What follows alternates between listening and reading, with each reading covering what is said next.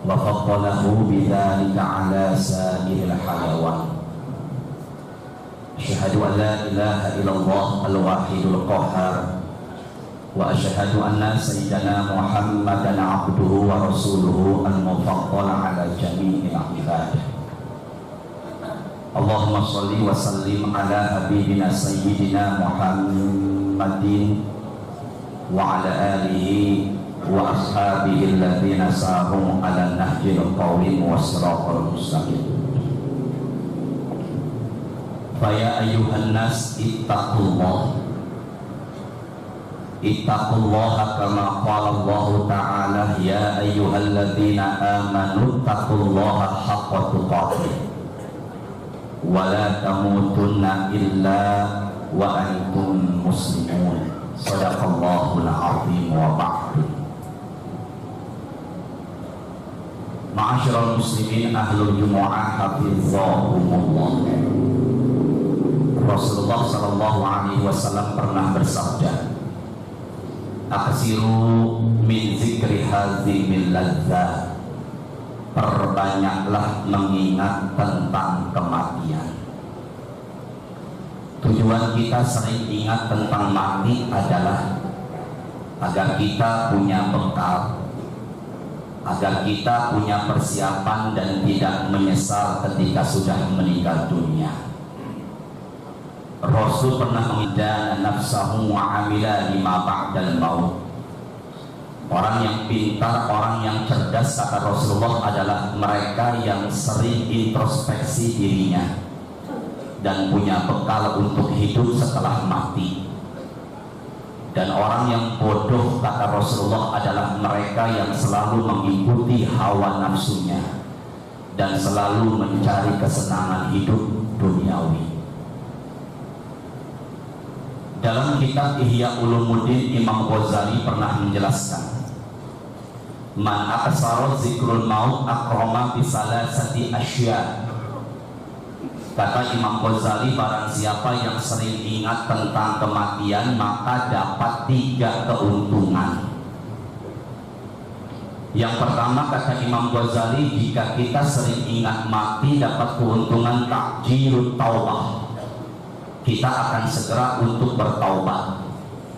Namun jika kita selalu disibukkan mencari kesenangan duniawi, maka hal tersebut dapat melupakan kita untuk segera bertaubat.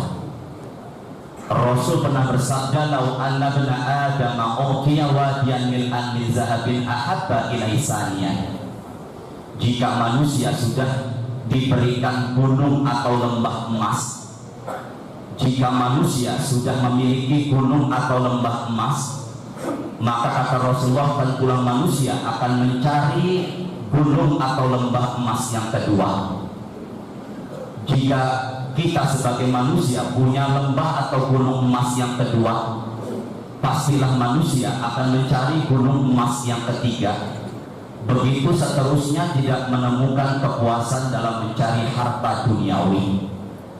Rasul pernah mengingatkan, wala yasuddu jawami adama illa turab.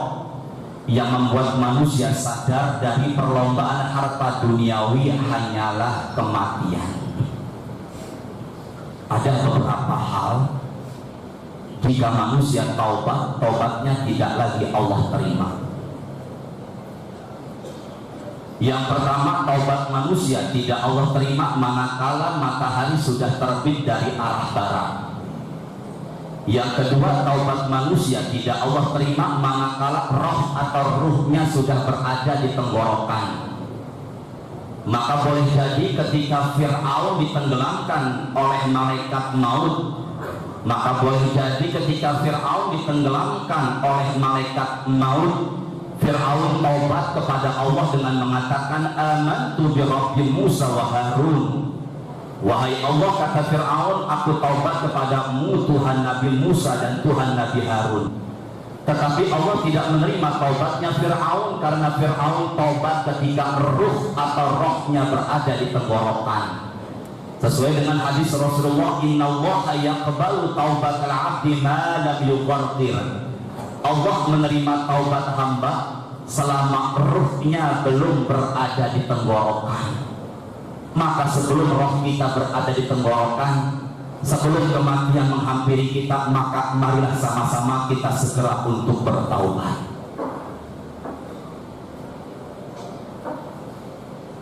Kedua,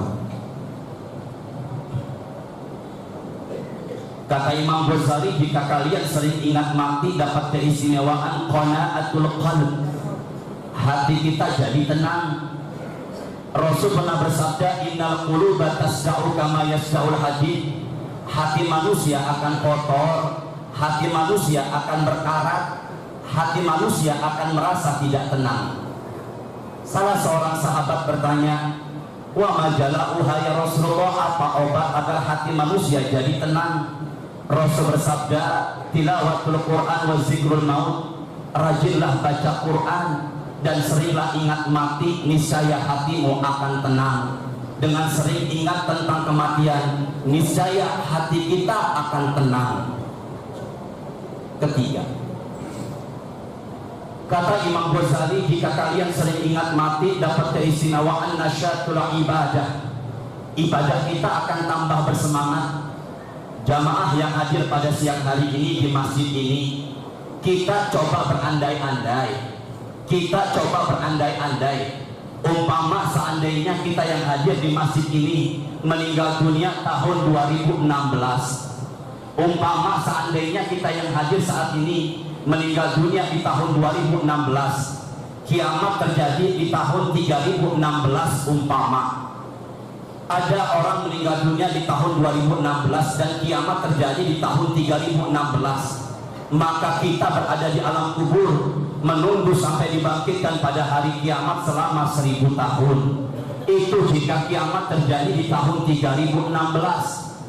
Lantas bagaimana jika ada orang meninggal dunia di tahun 2016, kiamat terjadi di tahun 5000, tahun 10.000, berapa ribu tahun dia berada di alam kubur menunggu sampai dibangkitkan pada hari kiamat? Kalau kita mendapatkan kebahagiaan di alam kubur, roboh min riyadil jannah, tentulah tidak masalah. Namun sebaliknya, jika kita mendapatkan azab kubur, hufrah min hufarin nar, hufrah min hufarin niran, ini yang jadi masalah. Mereka yang terkena azab kubur akan terus diazab sampai dibangkitkan pada hari kiamat. Mereka yang terkena azab kubur akan terus diazab sampai dibangkitkan pada hari kiamat. Mereka yang terkena azab kubur akan terus diazab sampai dibangkitkan pada hari kiamat. Dan yang bisa mendengar azab kubur hanyalah binatang. Jika kita sebagai manusia bisa mendengar azab kubur, tentulah manusia akan pingsan. Ada beberapa hikmah kenapa manusia tidak bisa mendengar azab kubur. Yang pertama, jika kita manusia bisa mendengar azab kubur, kita takut untuk mengubur mayit. Jika manusia bisa mendengar azab kubur, maka manusia takut untuk ziarah kubur. Dan jika manusia bisa mendengar azab kubur, kita tidak punya semangat untuk hidup. Itulah rahmat Allah, kasih sayang Allah dan manusia, sehingga manusia tidak bisa mendengar azab kubur. Rasul bersabda, kullu ibni adam yaqulu turab illa ajabal zanab. Rasul dalam hadis sahih bersabda, seluruh tubuh manusia hancur dimakan tanah. Seluruh tubuh manusia hancur dimakan tanah kecuali tulang ekor. Jadi orang tua yang sudah meninggal dunia bisa jadi jasadnya seluruhnya hancur dimakan tanah kecuali tulang ekor. Dari tulang ekor itulah, kata Rasulullah, manusia diciptakan dan disusun kembali pada hari kiamat. Ayuhal muslimun, umat Rasulullah, Allah yang hakiki. Alam kubur adalah penentuan sebelum masuk ke alam akhirat yang lainnya. Jika kita sebagai manusia selamat dari, maka ke tempat selanjutnya akan lebih mudah lagi. Namun sebaliknya, jika manusia tidak selamat dari siksa alam kubur, maka ke tempat selanjutnya akan lebih berat lagi. Rasul Shallallahu Alaihi Wasallam pernah bersabda, sesungguhnya pemandangan yang sangat mengerikan Yang aku pernah lihat, kata Rasulullah, adalah azab kubur. Pemandangan yang sangat mengerikan yang pernah Rasul lihat adalah azab kubur. Oleh karena itu jamaah yang hadir siang hari ini, sempatkanlah diri kita ziarah kubur. Dengan ziarah kubur menyadarkan diri kita, memotivasi ibadah kita agar tambah bersemangat. Namun ziarah kubur ada aturan mainnya, ada etikanya. Dalam hadis sahih Rasul pernah bersabda, li ayyajlisa ahadukum ala jamrah fatukhriqa siyatahu fatahrusa ila jildihi. Kalian duduk di atas bara api, duduk di atas bara api, pakaian dan kulit kita terbakar. Rasulullah, masih lebih baik duduk di atas bara api ketimbang kalian dudukin kuburan. Silakan ziarah kubur, hindari duduki kuburan, karena itu dibenci oleh Rasulullah sallallahu alaihi wasallam. Ma'asyiral muslimin, ahlul jumu'ah barakatumullah. Jika berbicara mengenai kematian, tentu kita berbicara mengenai sakaratul maut. Sakaratul maut adalah detik-detik ruh keluar dari jasad. Bagaimana kerasnya ruh keluar dari jasad. Inna syiddatal alam fi sakaratil maut asyaddu min alfi turbah bisayid. Rasul bersabda, kerasnya ruh keluar dari jasad lebih keras ketimbang dipukul 1000 kali dengan pedang. Dalam kitab Tazkirah, Imam Qurtubi menjelaskan, Nabi Musa pernah mencoba mengalami kematian. Malaikat maut bertanya, wahai Musa, bagaimana kerasnya ruh keluar dari jasad? Kata Nabi Musa, kerasnya ruh keluar dari jasad lebih keras ketimbang kambing yang hidup-hidup dikuliti. Ada doanya biar ruh kita mudah keluar dari jasad. Doa tersebut adalah Allahumma hawwin alaina fi sakaratil maut. Allahumma hawwin alaina fi sakaratil maut. Ada yang tanya sama saya. Ada yang tanya sama saya. Bagaimana mereka yang meninggal dunia mulutnya terbuka, dan bagaimana mereka yang meninggal dunia matanya mendelik atau terbuka? Ada sebagian orang bilang orang meninggal dunia mulutnya terbuka semasa hidupnya sering bicarakan aib orang. Ada yang bilang orang meninggal dunia matanya terbuka semasa hidupnya sering berbuat jahat sama orang. Padahal Rasul pernah bersabda, uzkuru mahasina mautakum, sebutkanlah kebaikan-kebaikan orang yang sudah meninggal dunia. Kita diperintahkan Rasulullah, jangan menyebutkan aib atau kejelekan orang yang sudah meninggal, sebutkanlah kebaikan orang yang sudah meninggal. Kenapa mereka berbicara orang meninggal dunia mulutnya terbuka, sering bicarakan aib orang? Begitu pula ketika matanya terbuka, karena mereka berbicara tidak berlandaskan kepada dasar ilmu syar'i. Jawabannya ada dalam hadis Rasul. Pertama, orang meninggal dunia mulutnya terbuka. Allahumma innaka ta'khuzur ruh min bainil asabi wal qasabi wal anamil. Manusia, kata Rasulullah, rohnya keluar dari jasad melalui 3 macam. Jadi roh kita keluar dari jasad melalui 3 macam. Yang pertama melalui ujung jari tangan. Jadi roh manusia keluar bukan dari jempol kaki, tapi dari ujung jari tangan. Ada manusia keluarnya bukan dari ujung jari tangan, rohnya dari ubun-ubun kepala. Dan ada manusia rohnya keluar bukan dari ujung jari tangan, juga bukan dari ubun-ubun kepala, tapi rohnya keluar dari mulutnya. Ketika rohnya keluar dari mulutnya, maka mulutnya akan terbuka. Ketika rohnya akan keluar dari mulutnya, maka mulutnya akan terbuka. Setelah itu rohnya pergi dan tidak kembali lagi, maka kita menemukan si mayit terbuka mulutnya. Maka kalau ada orang tua, keluarga, tetangga, kawan meninggal dunia mulutnya terbuka, tandanya ruhnya dia ketika keluar dari jasadnya bukan dari ujung jari tangan, juga bukan dari ubun-ubun kepala, tapi keluarnya dari mulutnya. Sekarang orang meninggal dunia matanya melotot atau mendelik. Hadis ini sahih, riwayat Bukhari Muslim. Sahabat Rasul namanya Abi Salmah. Abi Salmah meninggal dunia matanya mendelik atau terbuka. Lantas Rasul bersabda, Inna ruh idza qubida tabi'ahul basar. Rasul bersabda, sesungguhnya roh manusia keluar dari jasad, ada matanya ikut melihat.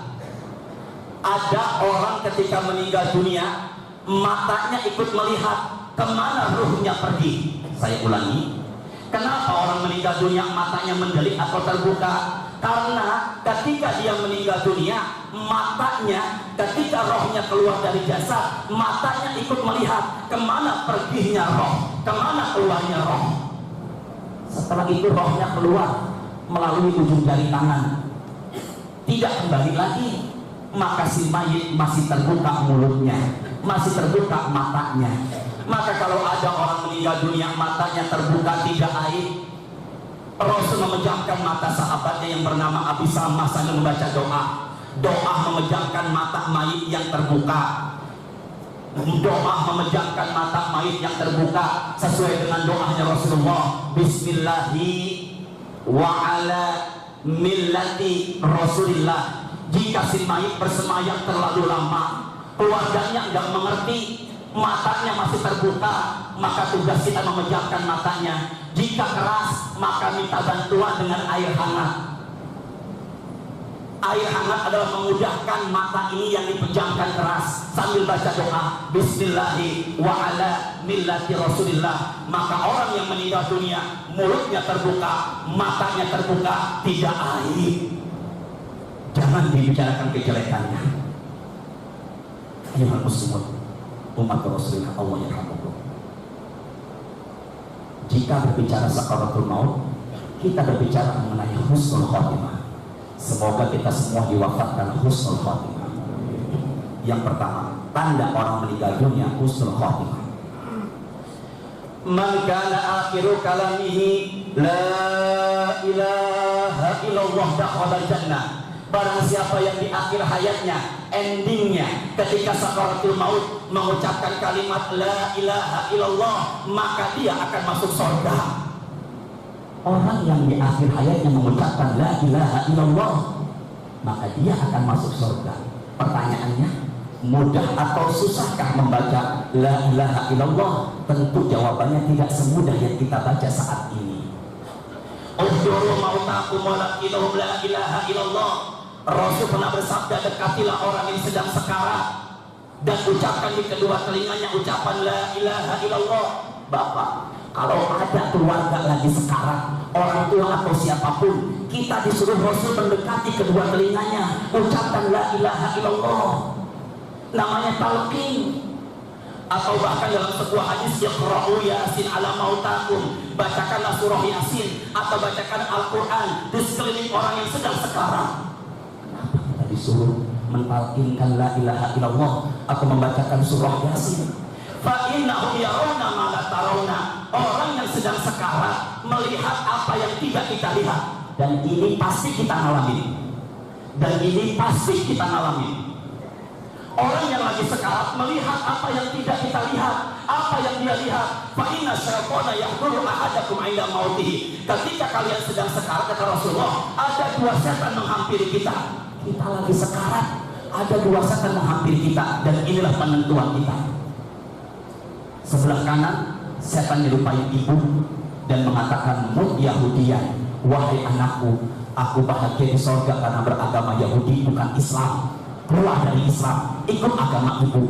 Sebelah kiri, setan menyerupai bapak dan mengatakan, mut Nasroniyan, anakku, aku bahagia di surga karena beragama Nasrani bukan Islam. Keluar dari Islam, ikut agama bapak. Dan ini bahaya. Innamal a'malu bil khawatim. Amal ibadah seseorang ditentukan di akhirnya. Orang yang rajin berbuat maksiat belum tentu dia masuk neraka jika endingnya husnul khotimah. Orang yang rajin ibadah belum jaminan surga jika endingnya su'ul khotimah. Ini yang disebut fitnah sakaratul maut. Makanya ada doanya, Allahumma inna na'udzubika min fitnati sakaratul maut. Atau surah Ali Imran ayat 8, Rabbana la tuzigh qulubana ba'da idh hadaitana wa hab lana min ladunka rahmah innaka antal wahhab. Kedua, ma min muslimin yamutu lailatal jumu'ah aw yaumal jum'ah. Hadis sahih, Rasul bersabda, barang siapa umatku yang meninggal dunia, meninggalnya malam Jumat atau meninggalnya hari Jumat, maka meninggalnya husnul khotimah. Jadi orang meninggal dunia baik, meninggalnya husnul khotimah, meninggalnya malam Jumat atau hari Jumat. Ketiga, man shoma yawma ibtigha wajhillah khutima lahu dakhala jannah. Barang siapa yang sedang berpuasa, baik puasa Ramadan maupun puasa sunnah, Senin Kamis, Nabi Daud atau Ayyamul Bid, lagi berpuasa wajib atau sunnah, meninggal dunia sedang berpuasa, meninggalnya husnul khotimah. Dan terakhir, orang meninggal dunia husnul khotimah dalam hadis Bukhari Muslim, beliau bersabda, mautul mu'min bi'araqil jabin. Ciri orang meninggal dunia baik, jidatnya, keningnya berkeringat. Saya ulangi, Rasul pernah bersabda, mautul mu'min bi'araqil jabin. Hadis riwayat Bukhari Muslim. Ciri orang meninggal dunia baik, ciri meninggal dunia husnul khotimah, jidatnya, keningnya berkeringat. Perhatikanlah mayit, kita lihat keningnya, jika dia keringatan, maka dia meninggalnya husnul khotimah. Timbul sebuah pertanyaan besar,